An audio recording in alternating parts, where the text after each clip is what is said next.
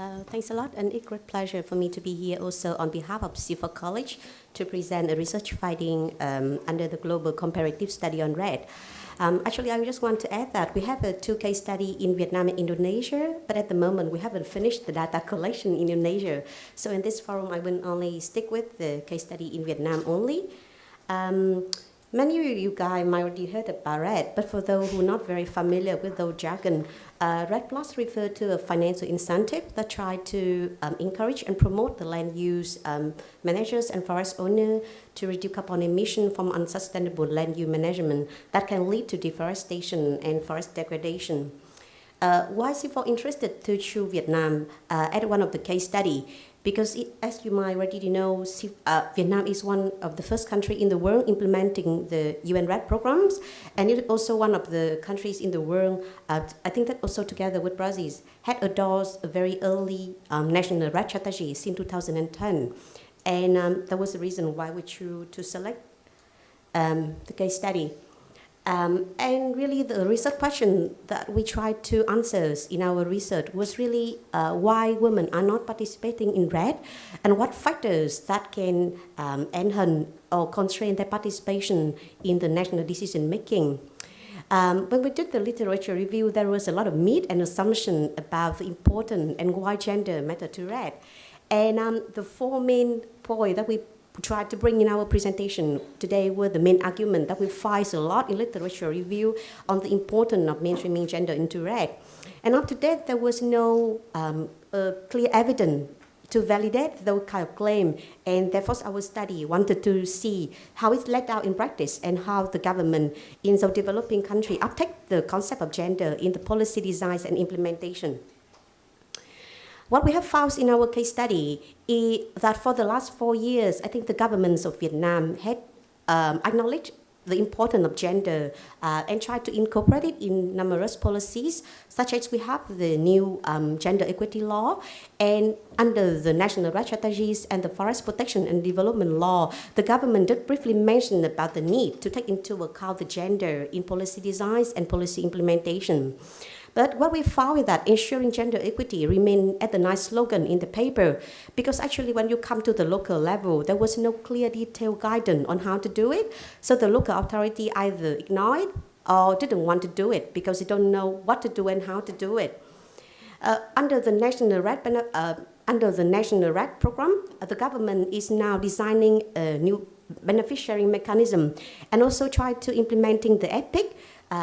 However, looking at the policies at the moment and also looking at the designs and how they actually laid out in practice, the current approach didn't look at the women or didn't integrate the gender dimension in it.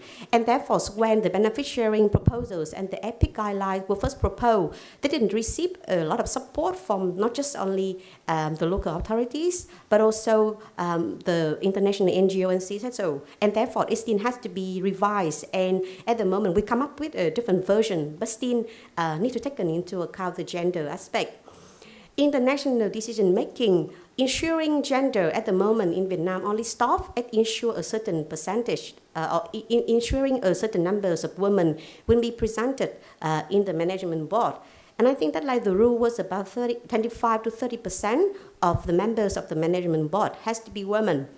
But what we have found out in our case study in the forestry sector in general, and also in REDD in particular, that number has never met. And in fact, very low numbers of women can be represented in the decision-making body. For example, we do a case, we try to find a figure on leadership in the forestry sectors and REDD, and it's very difficult, and it took nearly 1.5 years just to try to find out what is, really happening, and it's very difficult to find the figure on women participation in leadership at the national level. And what we found out is that only about 6% of the leaders who working for the Ministries of Agriculture and Rural Development responsible for forestry sector and REDD are women. And if you're looking at the National Steering Committee of REDD, which was chaired by the Prime Minister, providing a strategic guidance for how REDD will be implemented, there was only about 2 women represented in that management board. And this figure was only in 2012, and now we only have one woman represented in this body because one has just retired and the government didn't have any interest to get another woman to replace that lady.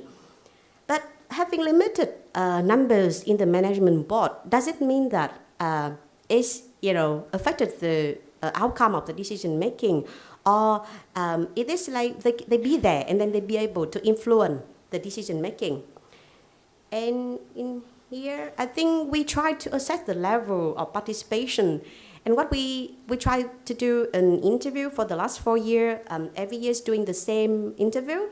And we interviewed the 52 organizations in Vietnam that were considered as influential and important to the REDD decision-making process. And what we found out is that across the level, not just only in the National Steering REDD Committee, but also at the local authorities and also in the international NGOs who are implementing REDD project, that most of the time the women might not might be invited to the workshop. They can be consulted in a certain topic, but their voice has not been taken into account in the final decision. And for the two ladies who working in the National Steering Committee, they were invited to the meeting, but they were asked to take a minute of the meeting and ensure the participant, to be there on time and all sort of thing. But the truly meaningful participation, being able to speak up for themselves and on behalf of the women group, and the ability to influence the final decision is not there. Oh. We also try to understand really what is trigger the women participation in the decision making. And we try to document or perhaps to analyze the opportunities and barrier to the women equal access and full participation in the leadership and decision making. And what we found out is that could be a lot of opportunities, because certainly the reason why the government quite interested in mainstreaming gender into REDD were certainly the donor pressures and the international community requirement to put that one forward so that the country can receive the REDD funding.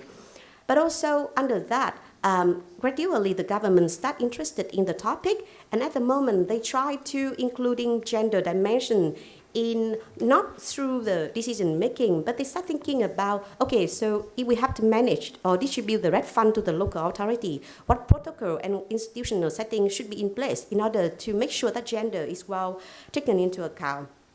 But there was a lot of barrier that needs to be addressed, and I think that refer back to all of the cultures and social background.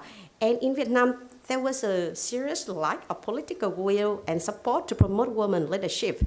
We had an interview with many women holding a leader in the ministries of forestry. And basically, they said that if we talk to the prime minister or the vice minister about the gender, they would just laugh and they're not really interested to hear about the topic. And therefore, they didn't provide a lot of political support to move the gender agenda forward. And also another interesting thing that we found in our case study, for the last 5 years, there was many proposals from the international NGO and the government department to ask for more research on gender aspect related to forestry. But none of the proposals were accepted and provide funding.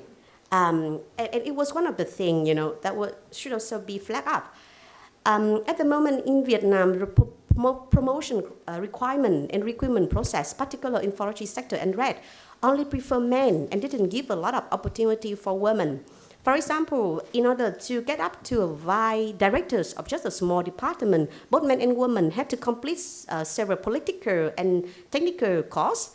But the requirement was always, you have to do it when you were 30 or something like that. But most of the women could not eligible to take part in this course because they spent a few years for maternity leave, and therefore they lose the opportunity to climb up into...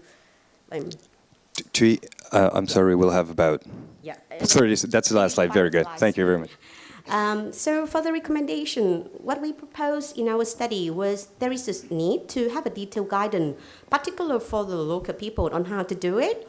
And it just should not be very general, gender has to be mainstreaming, but perhaps to be more specific in all of the states that is involved in REDD implementation, from the land use planning, forest land allocation, and benefit sharing.